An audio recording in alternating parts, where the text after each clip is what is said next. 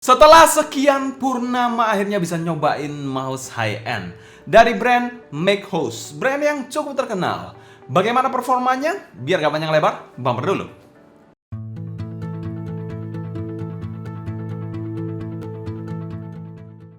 Halo semua, selamat datang di Keep in Touch bersama dengan saya Sebastian. Seperti biasa akan membahas mengenai keyboard dan setup related lainnya, salah satunya juga mouse. Kali ini kita akan membahas sebuah mouse dari MakeHost yang diberi nama A5. Tapi A5-nya ini ada macam-macam. Ada A5 biasa, A5 Pro, A5 Pro Max, dan A5 Ultra. Udah kayak iPhone aja, udah banyak serinya. Dan memang makin wow namanya, speknya juga makin wow juga mengikuti namanya. Dan di sini juga ada sebuah dongle 4K, jadi dia bisa mendukung 4K untuk kalian yang menggunakan polling rate sampai 4K sih. Terus yang bedain biasa Pro, Pro Max, dan Ultra apa, bro? Yang pasti sih kalian bisa lihat di sini aja. Gua kasih lengkapnya di sini. Yang pasti sih beberapa perbedaan dari spek jeroannya ya, seperti sensor, chip, polling rate, koneksi, kapasitas baterai, dan juga switch yang digunakan di dalam mouse satu ini.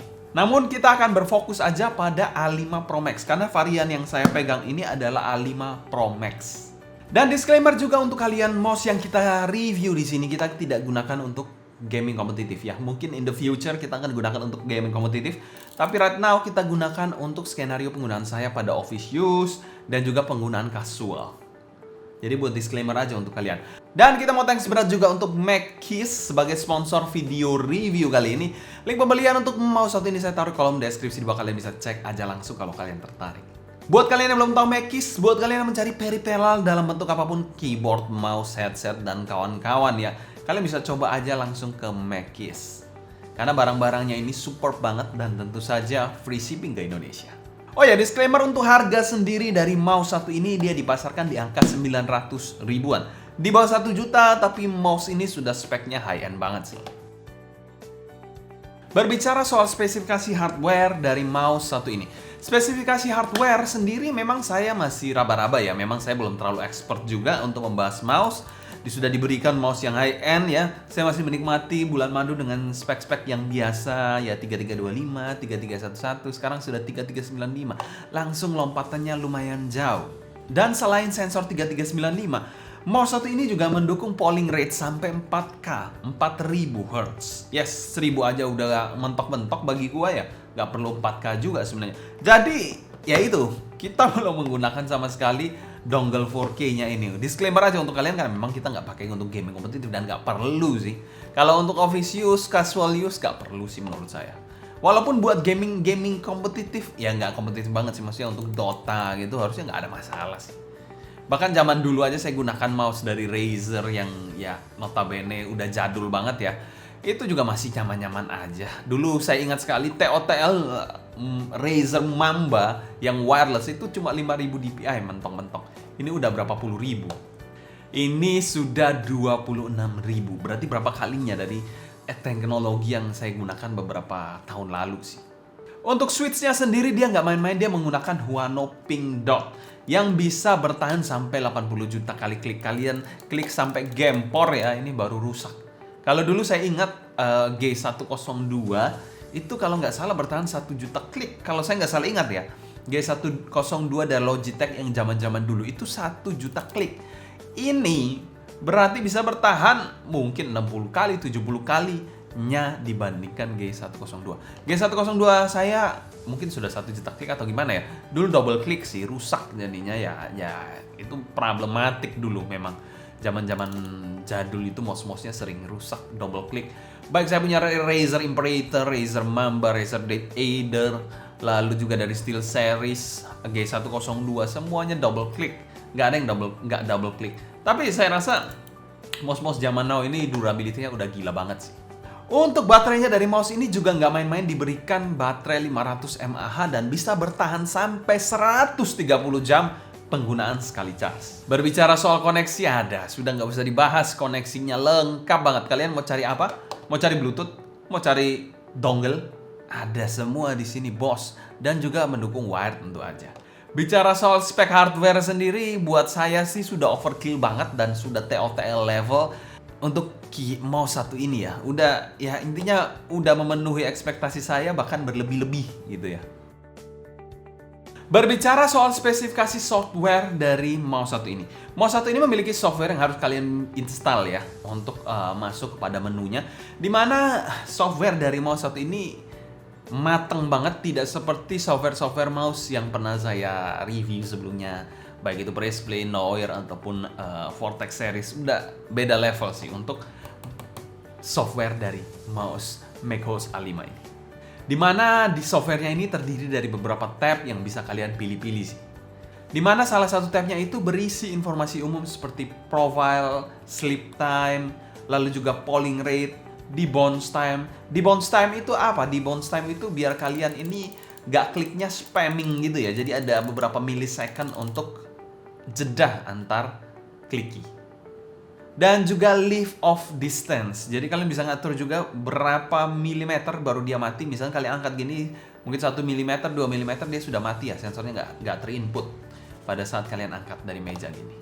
Jadi itu bisa diatur di mouse satu ini. Saya hampir belibet dengan keyboard ya, mohon maaf di situ. Tapi mouse satu ini keren banget.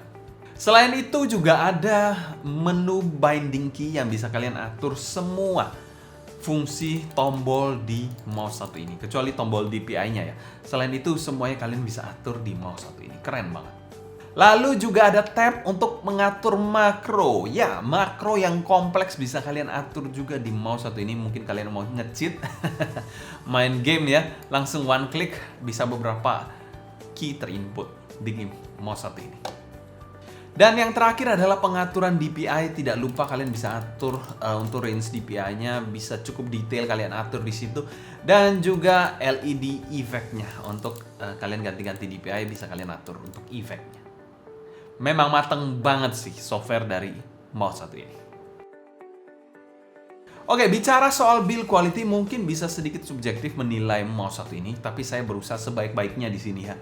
Mouse satu ini ya, untuk build-nya mantap banget menurut saya. Walaupun bahannya plastik, tidak ada cracking sama sekali. Semuanya solid banget. Dipencet-pencet juga semuanya solid banget di mouse satu ini. Terkesan padat dan bahannya tebal menurut saya. Jadi walaupun ringan ya, dia nggak terkesan ringkih sama sekali. Jauh dari kata ringkih. Bahkan dibandingkan dengan mouse-mouse yang harganya di bawahnya, dia seperti Oni R1 masih terkesan plastiki yang ringkih. Kalau ini solid banget plastiknya. Dan yang mencenangkan lagi, dia hanya memiliki berat 59 gram. Kalian bayangkan, dia memiliki build quality yang mantap ya. Bahannya tebal, tapi memiliki berat 59 gram. Kalian coba pikir bagaimana 500 mAh baterainya juga dimasukkan dalam mouse satu ini. Dan beratnya masih sangat ringan di bawah 60 gram. Gila banget. Untuk bentuknya sendiri ini adalah mouse ambidextrous ya, jadi simetris antara kiri dan kanan. Cuma dua tombol thumb gripnya ini ada di bagian kanan ya. Dan semuanya mantep banget, ditekan-tekan juga tidak ada cracking sama sekali. Oke, berikut adalah mouse-nya, kalian bisa lihat aja. Di sini ada 2 tombol, lalu ini ada tombol lagi, tombol scroll wheel-nya. Di sini ada sebuah LED ya, untuk lampu gitu. Di sebelah kanan kosong. Di sini ada untuk DPI button dan untuk merubah modenya. Untuk dongle dimasukkan di sini. Jadi keren banget untuk mouse satu ini karena dongle-nya seamless banget ya. Jadi nggak kayak ada polosan aja gitu. Padahal dongle-nya disimpan di sini. Saya pun terkecoh pada saat unboxing awal karena saya pikir dongle-nya di mana? Ini jangan hilang. Padahal di bawah sini. Oke, berbicara soal feel penggunaan. Untuk tangan saya sendiri berukuran sekitar 19 cm, di mana mouse satu ini kita gunakan dengan sangat-sangat nyaman. Bahkan saya sudah jatuh cinta dengan penggunaannya. Mungkin kalau dulu saya bilang Nova V4 nyaman, sekarang ini jauh lebih nyaman ya dibandingkan Nova V4 dan saya sudah melupakan Nova V4. Kalau dulu belum teracun jauh-jauh mungkin ya masih oke-oke aja. Sudah teracun lebih jauh, oh my god, this is better things. Dimana ini adalah mouse ambidextrous terbaik yang pernah saya pegang dan saya punya. Dimana mouse ini jauh lebih ringan dibandingkan Nova V4 dan manuvernya enak banget. Dan biasanya saya menggunakan palm grip atau fingertip grip untuk penggunaan mouse satu ini. Tapi kalau claw grip agak kurang oke aja menurut saya di skenario penggunaan saya. Dan punuknya dari mouse ini bisa dikategorikan agak sedikit landai ya. Jadi bukan mouse yang terlalu tinggi punuknya gitu. Tapi penggunaannya nyaman banget sih. Dan mouse ini sudah mematenkan dirinya sebagai daily driver saya untuk beberapa waktu ke depan. Kita nggak tahu, mungkin ada mouse yang lebih menarik lagi ke depannya. Tapi sementara ini adalah daily driver saya. Karena nyamannya dan ringannya juga yang bikin nagih banget. Untuk klik-kliknya semuanya responsif dan terkesan cukup padat. Kalian bisa dengar aja sekarang. Oke, kita akan dengarkan aja bagaimana suara dari setiap klik dari mouse satu ini. Ini untuk left click, right click, scroll wheel. Untuk tombol di bagian kanannya. That's it untuk mouse satu ini. Dan build-nya di sini solid banget ya, ditekan-tekan gini juga nggak cracking sama sekali. Dan ini kalian bisa lihat presisi banget ya di sini. Karena waktu saya mereview Rexus Saga di sini nggak terlalu presisi ya. Jadi kalian bisa lihat di sini presisi banget ya. Dan semuanya sangat-sangat rapi banget di mouse satu ini. Yes, semuanya rapi banget. Nggak terkesan kopong-kopong gimana gitu, nggak ya. Jadi mouse satu ini cukup solid menurut saya. Bagaimana suaranya menurut kalian? Menurut saya sih memang padat suaranya, tapi nggak loud-loud banget sih. Berbicara soal feature dari mouse satu ini di bawah 1 jutaan fiturnya udah gila-gilaan. Kalian mau harap apa lagi? Sudah sensornya Telltale, triple connection, lalu baterai badak.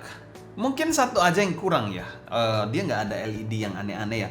Mungkin kalau LED-nya dia cuma di sini aja, kecil banget di sini nih. Kalian bisa lihat ya, di sini kecil banget ya LED-nya. Tapi itu pun menurut saya tidak akan memuaskan kalian yang memang mencari mouse yang bling-bling ya. Maksudnya bling-bling itu banyak LED-nya. Tapi kalau kalian mencari mouse yang minimalistik look banget dan ya menyenangkan ya, dan ringan, performa tinggi, ini adalah mouse yang bisa kalian pilih. Dan saya rasa untuk gaming kompetitif tidak akan mengecewakan performanya.